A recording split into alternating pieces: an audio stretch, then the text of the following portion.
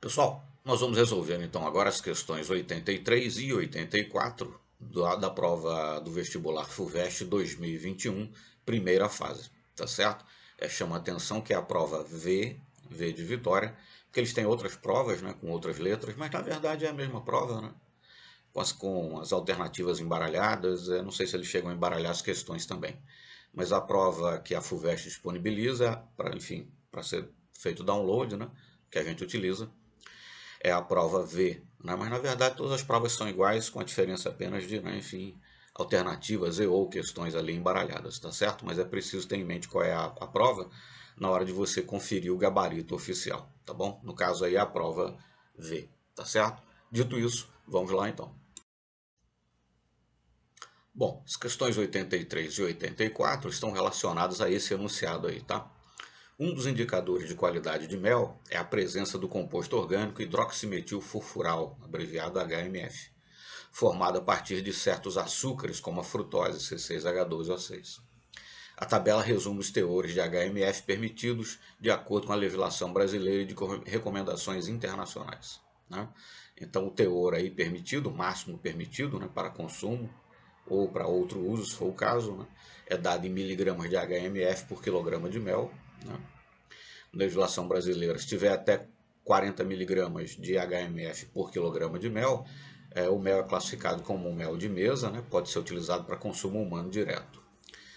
Se tiver mais do que 40 miligramas por quilograma e até 60 miligramas por quilograma, será um mel industrial, né? E subprodutos, enfim, ou subprodutos. Bom, e conforme a recomendação internacional, né, do Codex Alimentarius, né, da FAO, a FAO é a entidade das Nações Unidas, né, que cuida da alimentação, etc. Enfim, até 80 miligramas por quilograma, né? Se tiver até 80 miligramas por quilograma de HMF por quilograma de mel, a utilização do mel para utilização de mel produzido em países com clima tropical, né? Então a FAO entende que se o mel for produzido num país de clima tropical, até esses 80 miligramas por quilograma seria aceitável, né? Porque no clima tropical, temperaturas mais altas, né? Enfim, termina facilitando a conversão aí da frutose, por exemplo, em HMF, tá certo? Mas enfim, esses são os teores permitidos e aí vamos para a questão propriamente dita então. Bom, agora a questão propriamente dita, questão 84, né? Um frasco contendo 500 gramas, meio quilo, né, de mel produzido no Brasil, que é um país tropical, por certo, né, um clima tropical, foi no geral, né, enfim, no geral um país com clima tropical, mas enfim, um frasco contendo 500 gramas, meio quilograma de mel produzido no Brasil foi analisado e concluiu que 0,2 milimol de frutose foi convertido em HMF. Considerando apenas esse parâmetro de qualidade e tendo como referência os teores recomendados por órgãos nacionais e internacionais, mostrados na tabela, eu coloquei a tabela aí de novo no canto direito, né, menorzinha, para a gente poder comparar os valores. Bom, tendo em conta os teores recomendados por órgãos nacionais e internacionais mostrados na tabela, é correto afirmar que esse mel, e aí vem, então, 5 alternativas. O problema traz ainda a informação: a massa molar da HMF é 126 gramas por mol e desconsidere qualquer possibilidade de contaminação do mel por fonte externa que não o HMF. Então vamos lá. Se eu tivesse 0,2 mol, né, número de mols é a massa dividido pela massa molar. Então a massa é o número de mols multiplicado pela massa molar. Se eu tivesse 0,2 mol de HMF, né, para saber qual é a massa, bastaria multiplicar 0,2 pela massa molar, que é 126. Mas eu tenho 0,2 milimol, ou seja, 0,2 vezes 10 a menos 3 mol. Então tenho que multiplicar o 0,2 vezes 126, que é a massa molar, e ainda por 10 a menos 3, né? Porque é o prefixo aí, mili, né? Milimol. 0,2 vezes 10 a menos 3 mol. Bom, 10 a menos 3 é o mesmo que 0,001, né? Então, multiplicando o número de mols, né, que é 0,2 milimol, ou seja, 0,2 vezes 10 a menos 3, e multiplicando então isso pela massa molar do HMF, que é 126 gramas por mol, eu obtenho 0,0252 grama de HMF nesse meio quilo. Em 1 quilo eu teria o dobro, então multiplico por 2. dá 0,0504 grama de HMF por quilograma de mel. Ou, que seria a mesma coisa, né, 50,4 miligramas de HMF por quilograma de mel. Tá certo? Bom, e aí então vamos comparar. Letra A, esse mel, né, que contém, agora nós sabemos, 50,4 miligramas de HMF por quilograma, né, de mel. A, é recomendado como mel de mesa. Não, né? Na tabela ali, até 40 miligramas por quilograma é mel de mesa. Esse tem 50,4%, que está acima dos 40 miligramas, que é o limite. Então a letra A não está correta, nem vou terminar de ler aí. Letra C. Já sabemos que a correta é a B, mas enfim, vamos mostrar por que as outras não estão corretas e mostrar por que a B é a correta. Né? Letra C. C de casa.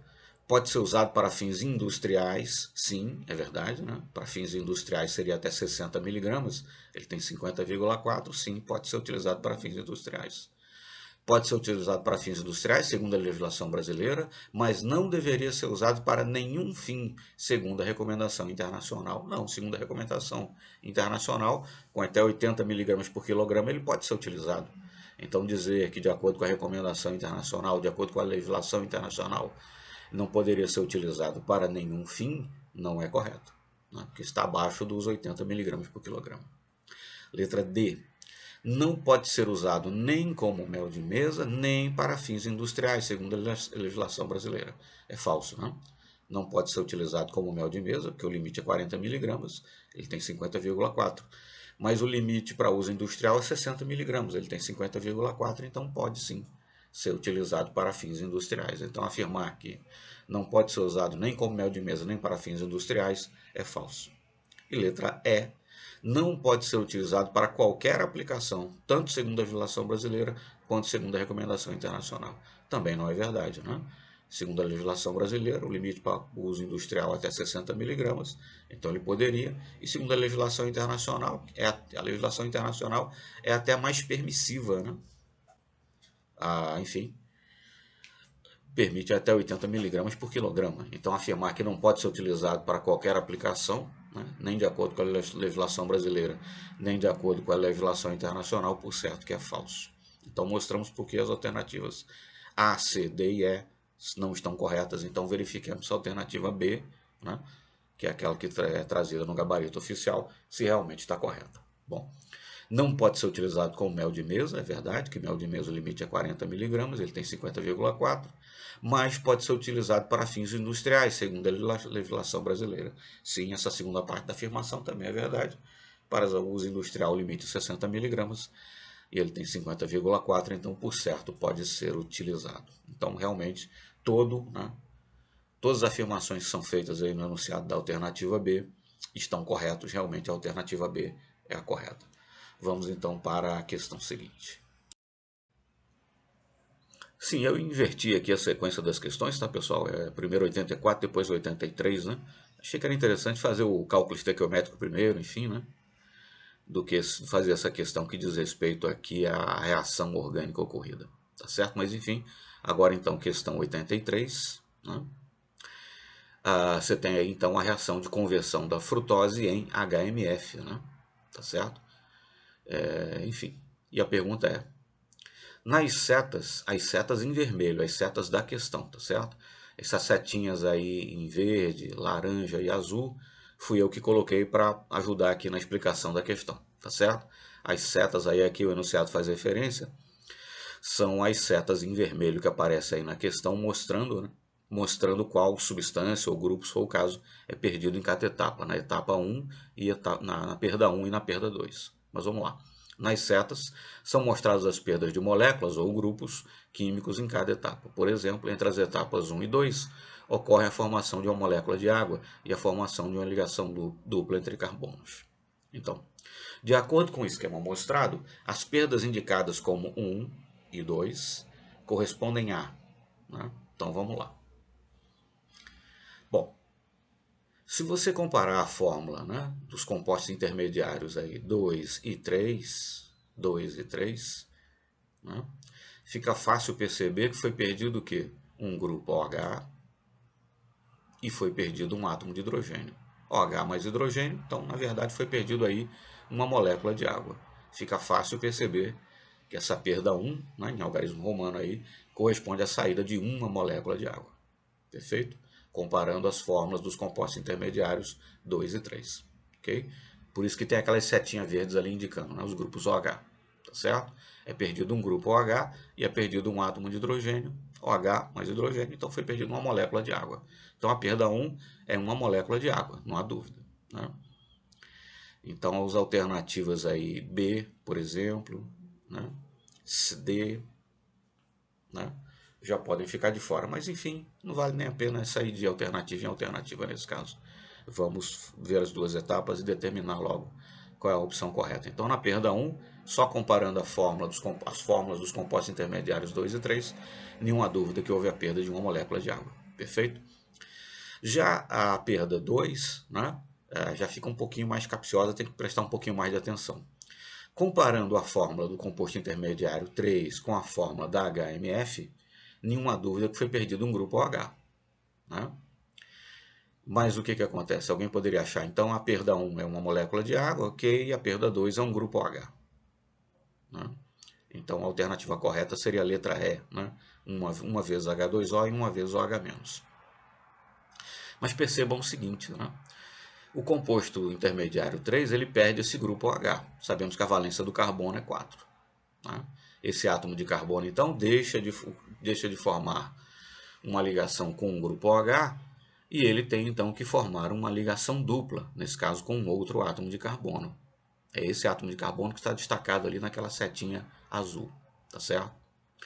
Mas, ora, para que esse átomo de carbono, que precisa agora formar uma dupla ligação para completar a sua valência, porque deixou de formar uma ligação com um grupo OH, para que esse átomo de carbono possa formar a dupla de ligação de que ele necessita, por assim dizer, é necessário que o outro átomo de carbono com o qual ele vai se ligar também possa formar uma dupla ligação. Só que esse átomo de carbono, aí no composto 3, né, indicado, aí, enfim, indicado na HMF como essa seta laranja, né, com essa seta laranja, se você considerar o composto 3, o átomo de carbono está ligado a um átomo de oxigênio, a um outro átomo de carbono do anel, a um grupo OH. Bom, e o que completa a valência dele? Um outro átomo de hidrogênio. Aliás, um átomo de hidrogênio. Né? Então, no composto 3, o átomo de carbono que é indicado com a seta em laranja está ligado a um grupo OH, a um átomo de oxigênio, a um outro átomo de carbono do anel e, para completar a valência, um outro átomo de hidrogênio. Esse outro átomo de hidrogênio, por convenção, ele não é representado, mas ele está ligado ao carbono. Então, será esse átomo de hidrogênio que esse átomo de carbono, destacado aí, né, em laranja, vai perder para poder formar uma dupla ligação com o átomo de carbono, indicado aí com a seta em azul, que perdeu lá no composto 3 o seu grupo H. Então, de novo, o átomo de carbono indicado aí com a setinha em azul perdeu um grupo OH e o átomo de carbono indicado aí com a setinha em laranja perdeu um hidrogênio. OH mais hidrogênio, então foi perdido uma molécula de água. Qual é a alternativa, então? Alternativa C. Na perda 1 ocorre a saída de uma molécula de água e na perda 2 também ocorre a perda, a saída, enfim, de uma molécula de água. Então a alternativa correta é a C, 2 vezes H2O. Né? Foram perdidas aí duas moléculas de água, uma na perda 1, outra na perda 2. Da perda 1 é bastante fácil perceber, basta comparar as fórmulas dos compostos intermediários 2 e 3.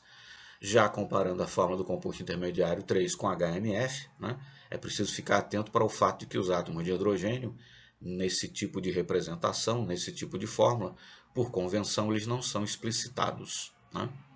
Então, enquanto o átomo de carbono destacado aí com essa setinha em azul perdeu um grupo OH, o átomo de carbono destacado com a setinha em laranja perdeu um átomo de hidrogênio. Né? Então, OH mais hidrogênio, uma molécula de água. Na perda 2, também é perdida aí outra molécula de água. Tá certo? Então, a alternativa correta, que está no gabarito oficial, realmente está certa. Letra C, 2 moléculas de água são perdidas. Muito obrigado, então, e até o próximo vídeo. Até as próximas questões.